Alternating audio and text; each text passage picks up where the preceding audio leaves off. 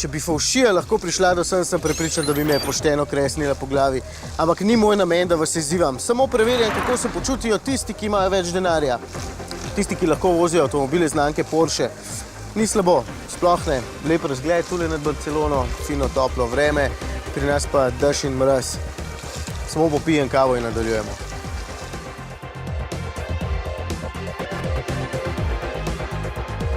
Če so bile še pred leti nekatere besede povezane z znamko Porsche skoraj bogokletne, recimo dizel, terenec, hibrid, smo se nanje pač morali navaditi. Cayenne je namreč pred leti poskrbel, da se je prodaja močno dvignila. Ja, bogatašov z bogatimi ženami je očitno veliko, no in tole je danes avtomobil, ki v Porschejev mošnjiček prinese veliko denarja. Tole je še vedno druga generacija Cayena, ki pa je sedaj prenovljen. Ne samo navzven, glavnino sprememb pravzaprav najdemo pod pokrovom in znotraj. So ga pa malce pogladili, da izgleda bolj sodobno, mu dodali večje reže za zajem zraka, ker jih ob vsej tej silni moči sigurno potrebuje, no luči pa ponujajo enako tehnologijo kot v Macanu. Dvojni Xenon je serijski, na manj brutalnih različicah, takšen turbo pa ima serijsko LED luči. No, seveda so ledice tudi zadaj in sama luč je malo ožja.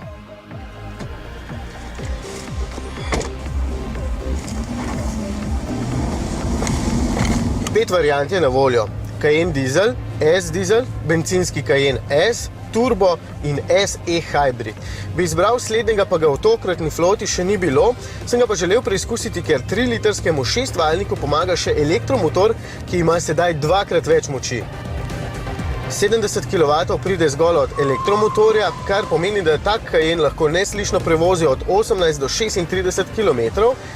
Polnite ga preko običajne vtičnice, čisto tiho, se pravi na elektriko, pa gre lahko največ 125 km/h. Sicer pa skupna moč 416 konjev pomeni, da do 100 pospeši v 5,9 sekunde. Ampak tale je turbo, logično, da sem izbral najmočnejšega, če so mi dali možnost izbiranja. Če vprašate mene, je v tako veliki gmoti čisto dovolj 3-litrski dizel, ampak potem avtomobil ne bi bil tako ekskluziven. In takšen turbo sigurno je. Mislim, koliko avtomobilov, ki tehtajo 2100 kg in od nič do 100 pospešijo 4,4 sekunde pa poznate. Niti razložiti vam ne morem, kako hecen občutek te preplavi, ko se tak planet premakne tako hitro. Noro.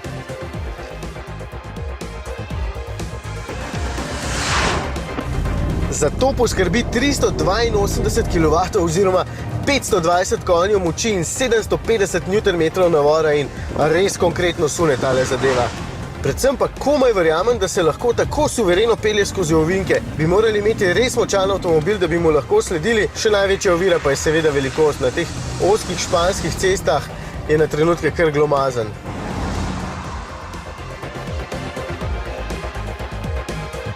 No, po drugi strani pa se niti ne ustraši terena.